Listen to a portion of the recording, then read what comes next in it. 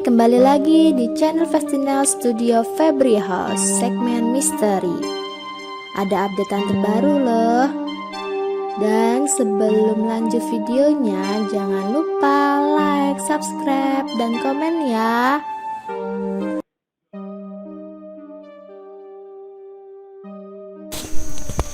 Kisah tragis di balik nama boneka Carlotte yang beku.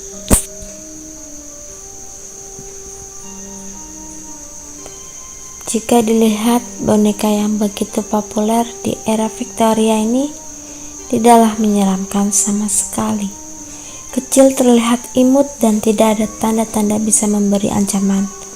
Boneka ini juga selalu ada di saat perayaan Natal dan Tahun Baru sebagai penghias ruangan dan juga biasa ditempatkan di atas kue. Namun, yang menarik dari boneka ini adalah kisah di balik namanya Frozen Carlotte Doll, yang ternyata nama tersebut diambil dari kisah dalam balada rakyat Amerika yang cukup terkenal kala itu yang berjudul Fair Carlotte, yang terinspirasi dari puisi yang ditulis oleh Sebald Smith yang berjudul A Corpse Going to a Ball. Puisi dari Sebald Smith ini pertama kali diterbitkan dalam surat kabar The Rover pada tanggal 28 Desember 1843, yang jika diartikan A Corpse Going to a Ball bermakna mayat yang pergi ke pesta. Yang membuatnya semakin menarik, puisi yang ditulis Sebald Smith ini ternyata terinspirasi dari cerita berdasarkan kejadian yang sebenarnya. Puisi ini mengisahkan tentang seorang perempuan muda bernama Carlotte yang tewas membeku dalam perjalanan menuju pesta dansa di malam perayaan menyambut tahun baru.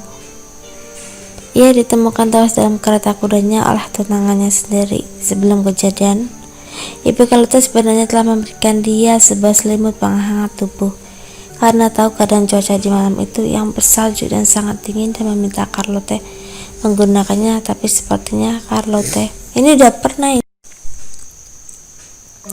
di saat meneliti kuil Aztec di dekat kota Meksiko tahun 1994. Para arkeologis menemukan sisa-sisa kerangka manusia yang tertempel sebuah peluit berukiran gambar tengkorak di bagian tangannya. Pertamanya mereka pikir ini hanya bentuk mainan. Ternyata instrumen ini dideskripsikan sebagai jeritan ribuan mayat. Ketika ditiupkan, peluit ini digunakan selama proses ritual pengorbanan manusia. Grobile Man disebut Grobile Man karena jasad pria ini ditemukan dalam bentuk mumi di dekat rawa. Uniknya, mumi Grobile Man memiliki rambut dan kuku yang masih utuh. Jasad tersebut terlihat dibungkus dari bagian leher sampai bagian kepalanya. Kemungkinan pria ini sepertinya menjadi korban atau tumbal.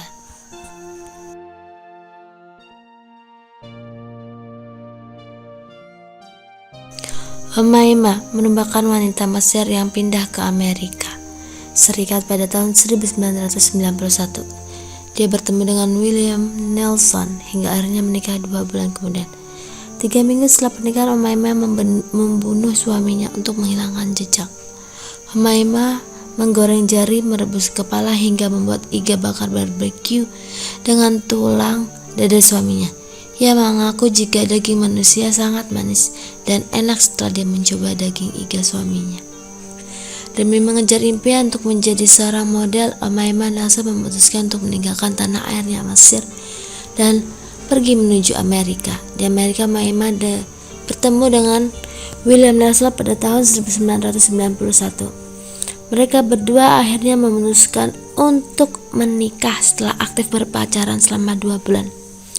Setelah 3 minggu menikah, Umayma membunuh suaminya sendiri. Tubuh suaminya kemudian dimakan untuk menghilangkan barang bukti. Umayma mengaku bahwa kehidupan pernikahannya tidak bahagia dan suaminya adalah pria yang kasar. Aksinya tersebut diketahui polisi dan dirinya dihukum penjara seumur hidup. Selama ini sering terjadi debat mengenai bangsa manakah yang pertama kali menemukan mie. Tetapi berdasar temuan di sebuah situs di daerah Sungai Kuning di Cina, diketahui bahwa bangsa Cina lah yang memiliki budaya makan mie paling tua. Temuan ini berusia sekitar 4.000 tahun dan masih dalam bentuk mie seperti yang dikenal saat ini. Pada tanggal 21 Februari 1977, Departemen Pemadam Kebakaran Chicago memberantas kebakaran yang melahap gedung apartemen. Tubuh terapis pernafasan berusia 47 tahun, Teresita basah, ditemukan di bawah kasur dalam keadaan hangus. Teresita menyalurkan ceritanya melalui Remy, istri mantan rekan kerjanya. Alan Sawari dicap sebagai pembunuh dan menurut Teresita, pria itu juga telah mencuri beberapa perhiasannya. Cukup yakin polisi menemukan perhiasan curian itu pada pacar Alan dan memenjarakannya.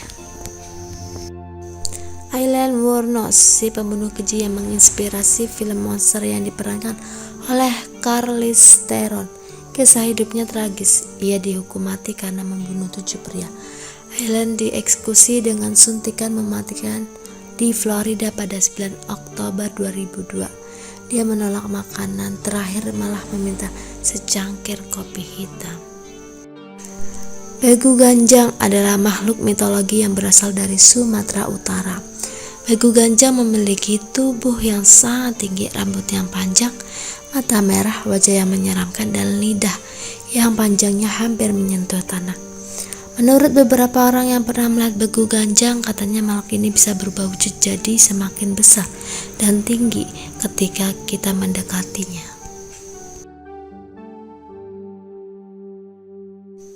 Akar Mimang, Jawa Tengah. Akar ini memiliki efek samping yang membuat siapapun yang melewatinya akan merasa kebingungan. Bentuk dari akar mimang berbeda dengan tumbuhan lainnya, yaitu melingkar dan terkadang membuat simpul. Kalau ada yang tersesat di tengah hutan, bisa jadi orang itu baru saja menginjak atau menyandung akar mimang. Tidak semua makhluk halus berwujud manusia atau hewan, ada juga yang berbentuk tumbuhan.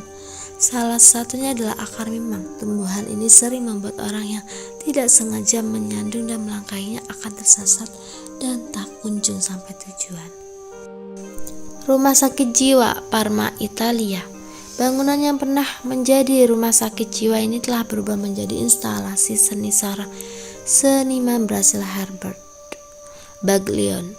Herbert sempat menangkap kekuatan tertentu dari tempat ini, yakni hantu dari mantan pasien yang disiksa di rumah sakit ini. Pada tahun 1982, Ozzy Osbourne menggigit kepala kelelawar hingga putus ketika manggung di Des Moines, Iowa. Kejadian tersebut bermula ketika seorang penonton melempar seekor kelelawar ke atas panggung. Tertegun oleh cahaya, kelelawar itu tergeletak dan bergerak, dan Ozzy mengira kelelawar itu adalah mainan yang terbuat dari plastik. Lalu Ozzy pun memungut dan memulai menggigit kepala kelelawar tersebut. Ceritanya bermula saat dia menggelar konser.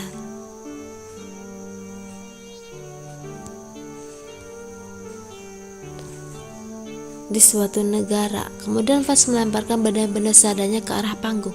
Biasanya benda-benda itu adalah benda plastik beraneka bunga, namun ada salah satu penonton yang melemparkan kelelawar hidup tepat di kakinya. Kemudian Ozzy mengambil dan menggigit kepalanya hingga putus. Saat menyadari bahwa itu adalah kelelawar, Ozzy langsung dilarikan ke rumah sakit untuk menghindari penyakit rabies yang dimiliki kelelawar. Suzu, atau dikenal pula dengan nama Rat Tribes, suku tikus, adalah penduduk Tiongkok yang hidup di bawah tanah. Jumlah dari Suzu ini cukup banyak, mencapai lebih dari 1 juta orang, atau sekitar 5% dari penduduk Beijing. Kebanyakan dari mereka adalah anak muda yang meninggalkan kampung halamannya untuk bekerja di Beijing. Banyak anak muda yang menyewa kamar bawah tanah ini karena mereka tak mampu untuk menyewa apartemen biasa. Mereka bisa menyewa kamar bawah tanah ini dengan harga lebih murah 50% dari apartemen biasa yang berada di atas tanah. Anak-anak muda yang berada di bawah tanah ini kerap mendapatkan diskriminasi dikarenakan kondisi kehidupan mereka. Di Pulau Lambasina, perairan Kolaka, Sulawesi Tenggara, ada legenda tentang gurita raksasa yang konon katanya menjadi penyebab tenggelamnya kapal-kapal. Gurita raksasa ini juga menampakkan diri pada nelayan.